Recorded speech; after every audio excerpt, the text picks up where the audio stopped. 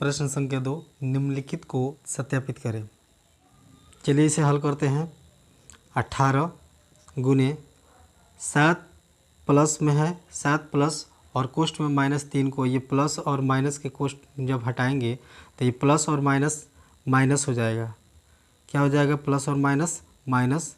तो ये बड़ा वाला कोष्ठ 7 माइनस 3 लिखेंगे और ये कोष्ठ बंद कर देंगे, बराबर कोष्ठ 18 गुने 7 करेंगे तो 18 सते 126, 18 सते 126 कोष्ठ को बंद करेंगे और जोड़ है तो जोड़, और यहाँ आ जाएगा 18 को -3 के साथ ये कोष्ठ हट जाएगा। 18 को -3 के साथ गुना करेंगे तो आएगा 18 तिया 54, माइनस का 54। अब यहाँ पे 18 लिखेंगे, यहाँ पे इस तरह या का चिन्ह लगाएंगे। 18 और गुने लिखेंगे, यहाँ पे 7 में से 3 को घटाएंगे तो यहाँ 4 बचेगा, कोष्ठ को हटा देंगे, यहाँ 4 केवल 4 बचेगा, यानी 18 गुने 4 बचेगा।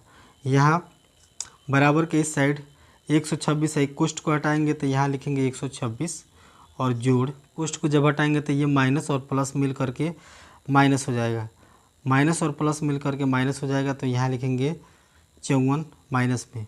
अब यहाँ पे 18 से 4 में गुणा करेंगे, 18 चौके 72,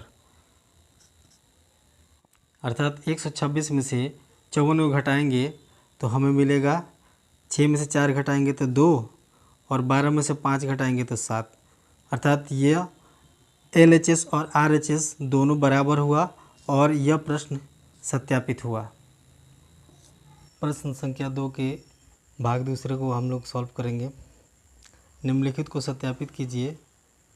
बी, प्रश्न बी है -21 बड़ा वाला कोष्ठ -4 प्लस -6 कोष्ठ बंद -6 बड़ा वाला कोष्ठ बराबर बड़ा वाला कोष्ठ -21 गुने -4 कोष्ठ बंद प्लस -21 गुने -6 कोष्ठ बंद। प्रश्न के दोनों भाग को हम लोग सॉल्व करेंगे, LHS और RHS को।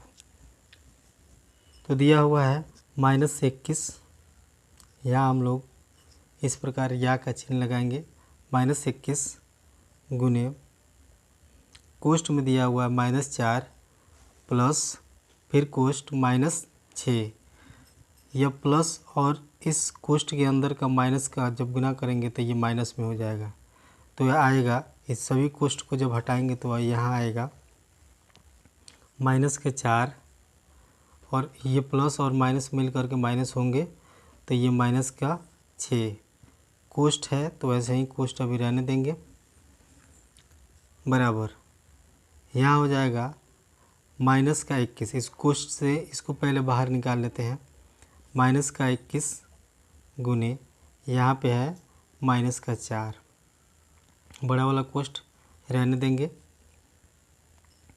प्लस है तो प्लस, ये बड़ा वाला कोष्ठ रहने देंगे, अंदर के छोटे वाले कोष्ठ को रिमूव करेंगे, हटाएंगे, -21 गुने -6,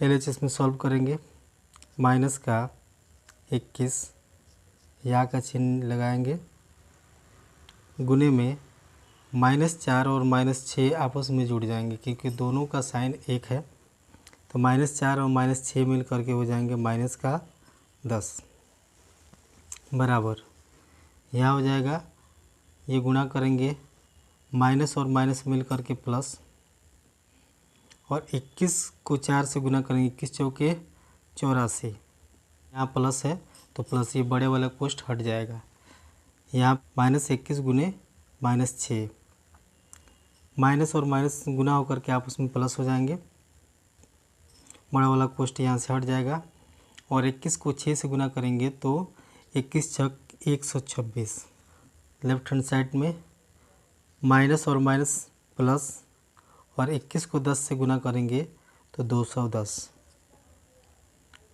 बराबर के इस साइड RHS में सॉल्व करेंगे, ये प्लस में है 84 और प्लस में है 126, इसको जोड़ेंगे तो 4 और 6 मिल करके 10, हाथ में 1, 2 और 8 मिल करके 10 और 1 11, 11 का एक हाथ में 1 और यहाँ 1 और 1 मिल करके 2, यानी प्लस का हो जाएगा 210। तो LHS भी 210 है, प्लस का 210, और RHS भी प्लस के 210 है। इस प्रकार प्रश्न संख्या के भाग 2 B सत्यापित हुआ। प्रश्न संख्या 3 भाग 1, किसी भी पूर्णांक a के लिए -1 का गुणा a किसके समान है। कहने का मतलब ये है कि -1 का गुणा a किसके समान होगा। अब इन दोनों को गुणा करेंगे तो देखेंगे हमें क्या प्राप्त होता है। -1 का गुणा हम a के साथ गुणा करेंगे तो हमें माइनस का a प्राप्त होगा। किसके समान होगा? माइनस के a के समान होगा। प्रश्न संख्या 3 के दूसरे भाग, वह पूर्णांक ज्ञात कीजिए जिसका -1 के साथ गुणनफल है। कहने का अर्थ ये है, प्रश्न संख्या 3 भाग 2, वह पूर्णांक ज्ञात कीजिए जिसका -1 के साथ गुणनफल है। कहने का अर्थ ये है, दिए गए बिंदु A, B, C, A में -22, B 37 और C में 0, -1 के साथ कौन सी संख्या से गुणा करेंगे कि A में -22 प्राप्त हो जाएंगे। -1 के साथ कौन सी संख्या से गुणा करेंगे कि हमें -22 प्राप्त हो जाए। तो वो संख्या 22 होगी, जिससे अगर हम गुणा करेंगे -1 में तो हमें प्राप्त संख्या -22 मिलेगा। -1 के साथ कौन सी संख्या से गुणा करेंगे कि हमें 37 प्राप्त हो जाए। -1 के साथ वो कौन सी संख्या होगी जिसे गुणा करने पर हमें 37 प्राप्त हो जाए। तो वो संख्या होगी माइनस की 37। माइनस और माइनस प्लस हो जाएगा, और 1 गुणे 37 करेंगे तो हमें 37 प्राप्त हो जाएगा। अर्थात -1 का गुणा -37 से करेंगे तो हमें 37 प्राप्त हो जाएगा। सी में कह रहा है कि -1 से ऐसी कौन सी संख्या से गुणा करेंगे कि हमें 0 प्राप्त हो जाएगा। -1 में ऐसी कौन सी संख्या से गुणा करेंगे कि हमें 0 प्राप्त हो जाए। उसके लिए हम 0 से ही गुणा करना पड़ेगा, तब जा कर के हमें 0 अर्थात 0 मिलेगा। इस प्रकार प्रश्न संख्या 3 समाप्त हुआ।